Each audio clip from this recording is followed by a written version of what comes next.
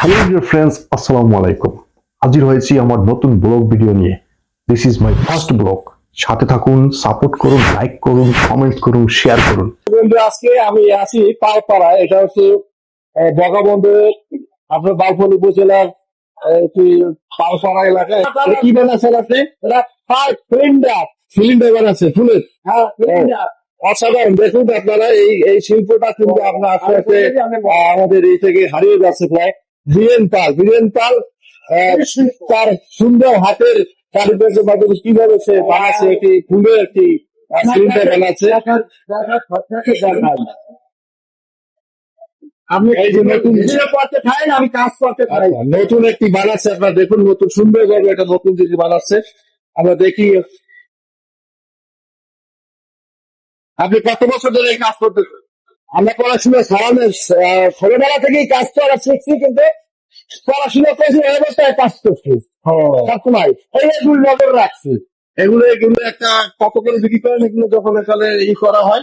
আর complete এইটা হচ্ছে আপনি 100 টাকা দেওয়া লাগে, মানে আরো কাজ 100 টাকা। হ্যাঁ, কাজ আছে। দর্শক বন্ধু, এটা প্রথম হলে এই প্রাথমিক পর্যায়ে এভাবে রাখা হয়েছে।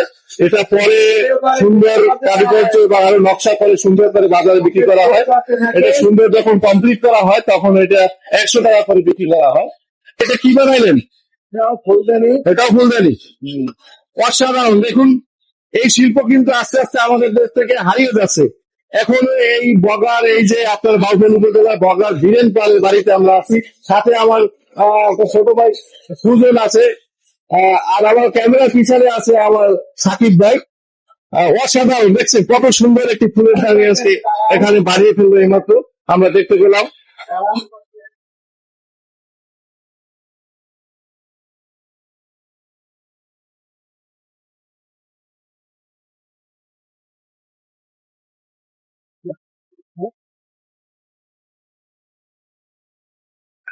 খরচা আসে না, একটা জেনারেটর চলে তো খরচা আসে না। বিদ্যুৎ বিদ্যুৎ না থাকলে কি জেনারেটর দিয়ে চালান? তাতে কি আপনার পোষায়? পোষায় না, অনেক সমস্যা হয়েছে এখন। ও, বিদ্যুৎ নাই কতদিন যাবত? এই বন্যার পর থেকে বিদ্যুৎ নাই। ও, কতদিনে আসবে তাও জানেন না? জানি না। এই কখন আসে কখন যায় এইটাই ভাবি আমরা। ও আচ্ছা, এই ভাবি। দর্শকবৃন্দ, আমরা এখন ঢুকবো যে মূল যেখানে বানায় কারখানা, সেখানে দেখাবো আপনাদের আসলে কি অবস্থা এখানে। দেখছেন এই যে মূল যেখানে বানায়, একদম আমরা সেখানে চলে আসছি। এই এখানে হচ্ছে এই মাটি এনে এখানে প্রথমে এখান থেকে বানানো হয়। অনেক বড় একটি কারখানা এটা।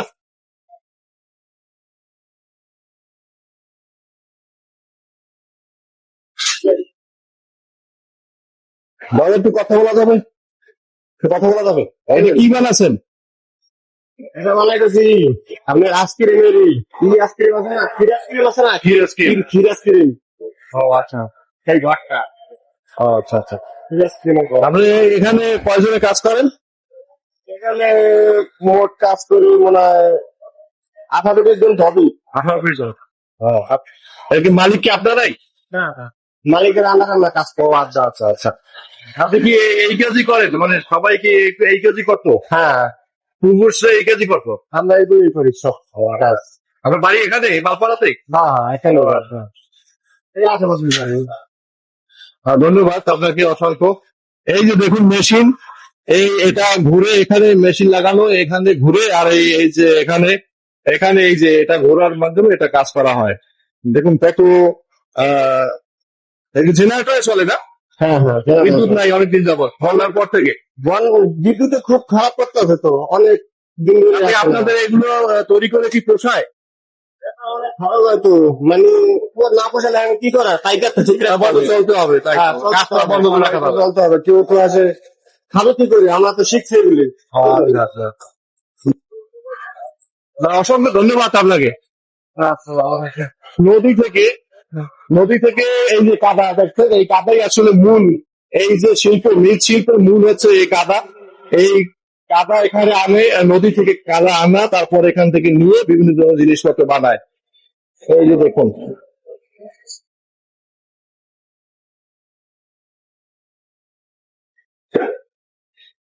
এই যে প্রাথমিকভাবে এই গোলাটা বানানো হয়, এই গোলাটা বানিয়ে তারপরে মেশিনে দেওয়া হয়। মেশিনে দেওয়ার পরে বিভিন্ন যে জিনিস বানাতে চায় সেই জিনিস বানানো হয়।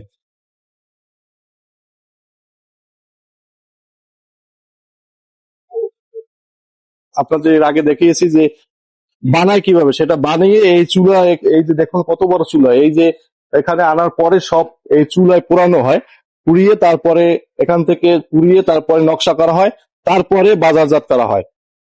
চুলাটা ভালো করে দেখাচ্ছি।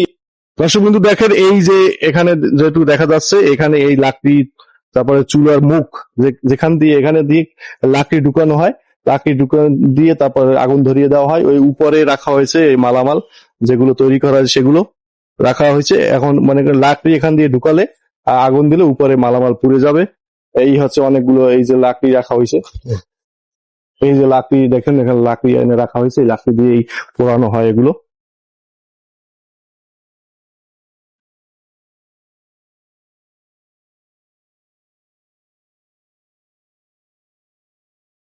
দর্শক বিন্দু এখন আপনাদের দেখাচ্ছি এই যে দেখুন ফিনিশড গুডস, এটা আছে একদম কমপ্লিট।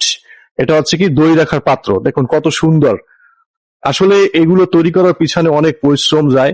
আমরা আসলে বাজারে যেটা পাই খুব তৈরি করা জিনিস মনে করি এটা খুব ভালো একটা জিনিস, কিন্তু এর তৈরি করার পিছনে যে কত পরিশ্রম তা এখানে আপনারা প্র্যাকটিক্যালি আমার ভিডিওতে দেখতে পাচ্ছেন। তো এই পাশে আছে মাটির ব্যাংক, আমরা যেগুলো দেখি বাজারে, প্রচুর এখানে ফিনিশড গুডস আছে এখানে, এগুলো সব কমপ্লিট করা। তো সবাইকে অসংখ্য ধন্যবাদ ভিডিওটি দেখার জন্য। আবার হাজির হব নতুন কোনো ব্লগ ভিডিও নিয়ে। ততক্ষণ মতো সুস্থ থাকুন, ভালো থাকুন। আল্লাহ হাফেজ।